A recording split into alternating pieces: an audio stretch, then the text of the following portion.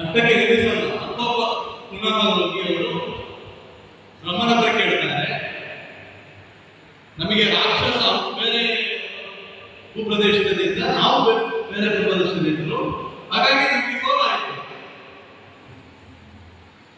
ಹಾಗಾಗಿ ಯಾರ ದೇವರನ್ನು ಸೃಷ್ಟಿ ಮಾಡ್ತೀವೋ ಆ ಮನೆಯೊಳಗಡೆ ನಮಗೆ ಆಗಬೇಕು ಅಂತ ಹೇಳ್ತಾರೆ. ಹಾಗಾಗಿ ನಾವು ಪ್ರತಿದಿನ ಹೆಜ್ಜೆ ಆಗುತ್ತೆ, ನ್ಯಾಯದ ಹೆಜ್ಜೆ ಆಗುತ್ತೆ. ರಾಕ್ಷಸರು ಅಲ್ಲಿಗೆ ನಿಲ್ಲಿಸಲ್ಲ. ಅವರು ಕಲಿಯುಗ ಆರಂಭ ಆಗುವ ಮುಂಚೆ ಬ್ರಹ್ಮನ ಹತ್ರ ಇನ್ನೊಂದು ಅಪ್ಲಿಕೇಶನ್ ಹಾಕಿದ್ದಾರೆ. ಏನು ಅಂತ ಕೇಳಿದ್ರೆ,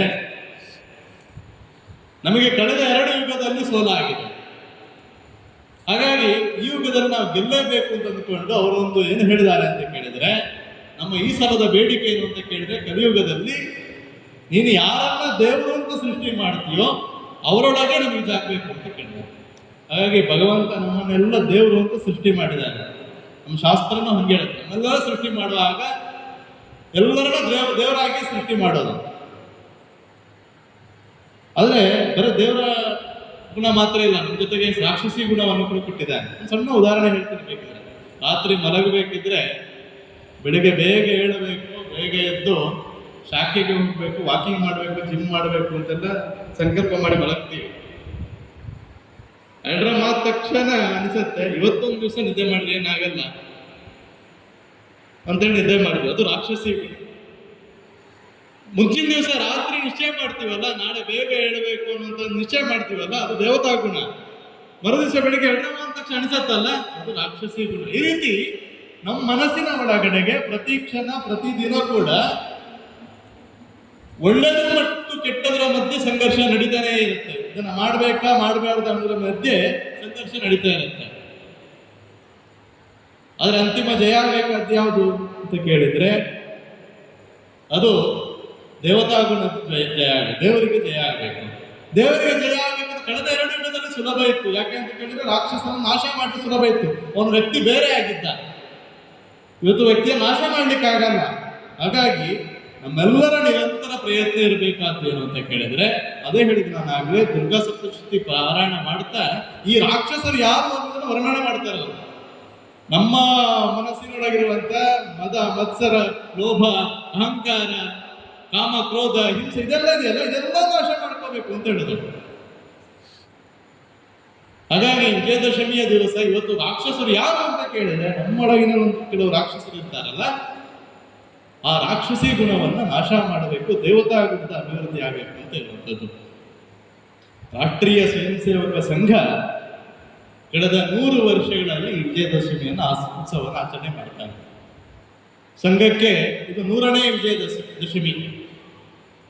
ಸಂಘ ಕೂಡ ಕಳೆದ 100 ವರ್ಷದಲ್ಲಿ ಏನು ಕೆಲಸ ಮಾಡ್ತಿದೆ ಅಂತ ಕೇಳಿದ್ರೆ, ಈ ರೀತಿಯ ವ್ಯಕ್ತಿಯ ಜೊತೆಯಲ್ಲಿರುವಂತ ರಾಕ್ಷಸಿ ಗುಣ ಏನಿದೆ ಅದನ್ನ ಗೊತ್ತಿಲ್ಲದೆ ನಾಶ ಮಾಡ್ತಾ ಯಾವ ದೇವತಾ ಗುಣ ಇದೆ ಅದಕ್ಕೆ ಘೋಷಣೆ ಕೊಡುವಂತ ಕೆಲಸವನ್ನ ರಾಷ್ಟ್ರೀಯ ಸ್ವಯಂ ಸೇವಕ ಸಂಘ ಕಳೆದ 100 ವರ್ಷಗಳಲ್ಲಿ ಆ ಕೆಲಸ ಮಾಡ್ತಾ ಇದೆ. ತನ್ನ 1 ಗಂಟೆ ಶಾಖೆಯ ಮೂಲಕ ಆ ಶಾಖೆಯ ಒಳಗಿನ ಚಟುವಟಿಕೆಯನ್ನು ನೋಡಿದ್ರೆ ಏನಿದ್ರಲ್ಲಿ ಅಂತ ಕೇಳಿದ್ರೆ, ಒಬ್ಬ ವ್ಯಕ್ತಿ ಸಮಾಜಕ್ಕೆ ಪೂರಕವಾಗಿ ಬದುಕಲಿಕ್ಕೆ ಏನೇನು ಗುಣಗಳು ಬೇಕು ಆ ಗುಣಗಳ ನಿರ್ಮಾಣವನ್ನ ಸಂಘ ಗೊತ್ತಿಲ್ಲದೆ ನಿರ್ಮಾಣ ಮಾಡ್ತಾ ಬಂತು. ಇವತ್ತು ರಾಷ್ಟ್ರೀಯ ಸ್ವಯಂ ಸೇವಕ ಸಂಘ 100ರ ಘಟ್ಟದಲ್ಲಿ ಯೋಚನೆ ಮಾಡ್ತಿರ್ಬೇಕಿದ್ದಾಗ ಒಂದು ಒಳ್ಳೆಯ ಅಂಶ ಹೇಳಬಹುದು. ಅದೇನು ಅಂತ ಕೇಳಿದ್ರೆ, ಜಗತ್ತಿನ ಯಾವ ಸಂಘಟನೆ ಕೂಡ 100 ವರ್ಷಗಳಲ್ಲಿ ಇಷ್ಟು ಸುದೀರ್ಘ ಕಾಲವಾಗಿ ಕೆಲಸ ಮಾಡಿದ ಇತಿಹಾಸ ಇಲ್ಲ. ಅನೇಕ ಸಂಘಟನೆಗಳು ಪ್ರಾರಂಭ ಆಗಿದೆ, ಅನೇಕ ಆಂದೋಲನಗಳು ಪ್ರಾರಂಭ ಆಗಿದೆ. ಆದರೆ ಆ ಆಂದೋಲನಗಳು, ಆ ಸಂಘಟನೆಗಳು ಪ್ರಾರಂಭ ಆಗಿ ಯಾರು ಪ್ರಾರಂಭ ಮಾಡಿದ್ರು ಅವರ ಕಾಲದ ನಂತರ ಅದು 2 ವಿಭಜನೆ ಆಗಿರೋದನ್ನು ನೋಡಿರ್ತೀವಿ ನಾವು. Communist party of India, IMXZY ಎಲ್ಲವೂ ಆಗ್ಬಿಟ್ಟಿದೆ. RSS ಯಾವತ್ತು RSS 1, 2, 3 ಆಗಲೇ ಇಲ್ಲ. ಎರಡನೇದು ಯಾವ ಉದ್ದೇಶಕ್ಕೋಸ್ಕರ ಕೆಲಸ ಮಾಡ್ತಿತ್ತು, ಈ ರಾಷ್ಟ್ರದ ಪರಮ ವೈಭವ ಆಗಬೇಕು, ಇಲ್ಲಿರುವಂತ ವ್ಯಕ್ತಿ ಅವನು ರಾಷ್ಟ್ರ ಕೇಂದ್ರಿತ ಬದುಕವನ್ನ ನಡೆಸಬೇಕು, ಪರಮ ಪವಿತ್ರ ಧ್ವಜವನ್ನ ಗುರುವಾಗಿ ಸ್ವೀಕಾರ ಮಾಡಿಕೊಂಡು ಯಾವ ಉದ್ದೇಶಕ್ಕೆ ಆರಂಭ ಆಯಿತು ಆ ಉದ್ದೇಶದಲ್ಲಿ ಯಾವತ್ತೂ ಬದಲಾವಣೆ ಆಗಿಲ್ಲ. ಸಂಘವನ್ನ ಪ್ರಾರಂಭ ಮಾಡಿದಂತ ಡಾಕ್ಟರ್ ಜಿ ಅವರು, ಡಾಕ್ಟರ್ ಕೇಶವ ಬಲರಾಮ್ ಪಂತ್ ನೆಡೆಗಾವಲ್ ಅವರು ಜನ್ಮಜಾತ ದೇಶಭಕ್ತರು ಅಂತ ಹೇಳ್ತಾರೆ. ಯಾಕೆ ಜನ್ಮಜಾತ ದೇಶಭಕ್ತರು ಅಂತ ಅಂತಂದ್ರೆ 1889ರಲ್ಲಿ ಅವರು ಹುಟ್ಟಿದಾಗ ಬ್ರಿಟಿಷರ ವಿರುದ್ಧ ಆಂದೋಲನಗಳು, ಹೋರಾಟಗಳು ನಡೀತಾನೆ ಇತ್ತು. ಆ ಸಂದರ್ಭದಲ್ಲಿ ಅವರಿಗೆ 8ನೇ ವಯಸ್ಸು, 2ನೇ ಕ್ಲಾಸ್ ಅಂತ ಅನ್ಕೋಬಹುದು. ಈಗ ಆ ವಯಸ್ಸಿನಲ್ಲಿ ವಿಕ್ಟೋರಿಯಾ ರಾಣಿಯ ಪಟ್ಟಾಭಿಷೇಕದ 50ನೇ ವರ್ಷದ ಕಾರ್ಯಕ್ರಮ ನಡೀತಾ ಇತ್ತು. ಭಾರತಾದ್ಯಂತ ಆಚರಣೆ ನಡೆದಿತ್ತು. ಸಹಜವಾಗಿ ಬ್ರಿಟಿಷರ ಆಳ್ವಿಕೆ ಮಾಡ್ತಿದ್ದ ಕಾರಣಕ್ಕೋಸ್ಕರ ಭಾರತದಲ್ಲೂ ಕೂಡ ಸಂಭ್ರಮದ ಆಚರಣೆ ನಡೀತಾ ಇತ್ತು. ಆ 2ನೇ ತರಗತಿಯ ಪುಟ್ಟ ಬಾಲಕನಿಗೆ ಮಿಠಾಯಿಯನ್ನು ಕೊಡ್ತಾರೆ. ಎಲ್ರಿಗೂ ಮಿಠಾಯಿ ಕೊಡ್ತಾರೆ, ಅವನಿಗೆ ಕೊಡ್ತಾರೆ. ಆ ಬಾಲಕ ಮಿಠಾಯಿಯನ್ನು ತೆಗೆದು ಬಿಸಾಡ್ತಾನೆ. ಅದನ್ನ ಅಣ್ಣ ಕೇಳ್ತಾನೆ, ಯಾಕೆ ಮಿಠಾಯಿ ಇಡಿಸಿಲ್ಲ ನಿನಗೆ ಅಂತ ಕೇಳ್ತಾನೆ. ಆಗ ಕೇಶವ ಹೇಳ್ತಾನೆ, ಯಾವುದೋ ದೇಶದ ವಿಕ್ಟೋರಿಯಾ ರಾಣಿ ಅಂತೆ, ಆಕೆ ನಮ್ಮನ್ನ ಆಳ್ವಿಕೆ ಮಾಡಿದಂತೆ, ಅವಳ 50ನೇ ವರ್ಷ ಪಟ್ಟಾಭಿಷೇಕ ನಾವ್ಯಾಕೆ ಆಚರಣೆ ಮಾಡಬೇಕು? ಇದಕ್ಕೆ ಜನ್ಮಜಾತ ದೇಶಭಕ್ತರು ಅಂತ ಹೇಳಿದ್ವಿ. ನಾವೆಲ್ಲ ದೇಶಭಕ್ತರಾಗಿದ್ದೀವಿ. ಹೇಗೆ ಅಂತ ಕೇಳಿದ್ರೆ ನಮಗೆ ಹೊರಗಿನಿಂದ ಹೇಳಿಕೊಟ್ಟಲಾಗಿತ್ತು ದೇಶಭಕ್ತಿ ಅಂದ್ರೆ ಏನು, ರಾಷ್ಟ್ರ ಅಂದ್ರೆ ಏನು. ಆ ಕಾರಣಕ್ಕೆ ನಾನೆಲ್ಲ ದೇಶಭಕ್ತನಾಗಿದ್ದೀನಿ. ಆದರೆ ಡಾಕ್ಟರ್ ಜಿಯ ರಕ್ತದಲ್ಲೇ ದೇಶಭಕ್ತಿಯ ಸಂಚಲನ ಉಂಟು ಮಾಡುತ್ತಿತ್ತು ಅನ್ನೋದಕ್ಕೆ ಆ ಒಂದು ಪುಟ್ಟ ಘಟನೆ ಸಾಕ್ಷಿ. ಯಾವ ವಯಸ್ಸಿನಲ್ಲಿ ಮಿಠಾಯಿ ತಿನ್ಬೇಕಾದಂತ ವಯಸ್ಸಿನಲ್ಲಿ ಆ ಮಿಠಾಯಿಯ ಹಿನ್ನೆಲೆಯನ್ನು ಹುಡುಕಿದಂತ ಬಾಲಕ ಕೇಶವ. ಅಷ್ಟಕ್ಕೆ ನಿಲ್ಲಲ್ಲ ಅವ್ರದ್ದು. 8ನೇ ತರಗತಿಗೆ ಬರಬೇಕಿದ್ರೆ ಅವಾಗ ವಂಗಭಂಗದ ಚಳುವಳಿ ನಡೀತಾ ಇತ್ತು.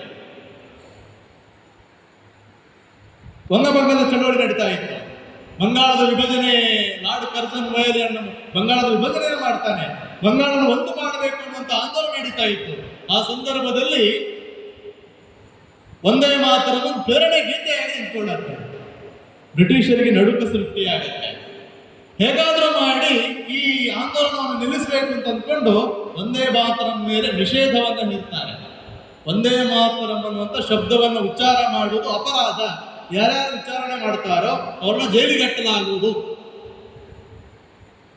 ಇವರ ತರಗತಿಗೆ ಇನ್ಸ್ಪೆಕ್ಟರ್ ಬಂದಾಗ, ಪರೀಕ್ಷೆಗೆ ಇನ್ಸ್ಪೆಕ್ಟರ್ ಬಂದಾಗ ಇವರ ತರಗತಿಯಲ್ಲಿರುವವರು ಎಲ್ಲರೂ ಎದ್ದು ನಿಂತು ಒಂದೇ ಮಾತರಂ ಮಾಡ್ತಾರೆ.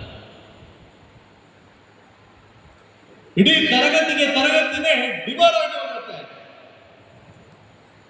ಕಡೆಗೆ ಶಾಲೆಯಲ್ಲಿರುವಂತಹ ಆಡಳಿತ ಮಂಡಳಿ ಮತ್ತು ಪೋಷಕರೆಲ್ಲ ಸೇರಿಕೊಂಡು ಏನಾದ್ರು ಸರಿ ಮಾಡಿಸೋಣ ಅಂತ ಹೇಳಿ, ಆಯ್ತು ಮಕ್ಕಳೆಲ್ಲ ಕ್ಷಮೆ ಕೇಳಲಿ, ಆಮೇಲೆ ನಾವು ಸೇರ್ಕೊಳ್ಳೋಣ ಅಂತ ನಿಶ್ಚಯ ಮಾಡುತ್ತೆ. ಎಲ್ಲ ಮಕ್ಕಳು ಕ್ಷಮೆ ಕೇಳ್ತಾ ಬರ್ತಾರೆ. ಆದ್ರೆ ಕೇಶವ ಅಲ್ಲೂ ಕೂಡ ಕ್ಷಮೆ ಕೇಳಲ್ಲ. ಆತ ಹೇಳ್ತಾನೆ, ಯಾವ ಶಾಲೆಯಲ್ಲಿ ರಾಷ್ಟ್ರಭಕ್ತಿಯನ್ನು ಹೇಳಲಿಕ್ಕೆ ಸಾಧ್ಯ ಇಲ್ಲೋ, ಯಾವ ಶಾಲೆಯಲ್ಲಿ ನಮ್ಮ ದೇಶದ ಗುಣಗಾನವನ್ನು ಹಾಡಲಿಕ್ಕೆ ಸಾಧ್ಯವಿಲ್ಲವೋ ಆ ಶಾಲೆನೇ ಬೇಡ ಅನ್ನೋ ಕಾರಣಕ್ಕೋಸ್ಕರ ಆ ಶಾಲೆಯನ್ನು ಬಿಟ್ಟು ಬೇರೆ ಶಾಲೆಗೆ ಸೇರ್ಕೊತಾರೆ. ಆಮೇಲೆ ವೈದ್ಯಕೀಯ ಪದವಿಯನ್ನ ಮುಂದುವರಿಸಬೇಕು ಅಂತ ಅಂದ್ಕೊಂಡು ನಾಗ್ಪುರದಿಂದ ಹಿಡಿದು ಕೋಲ್ಕತ್ತಾವನ್ನು ಆಯ್ಕೆ ಮಾಡ್ಕೋತಾರೆ.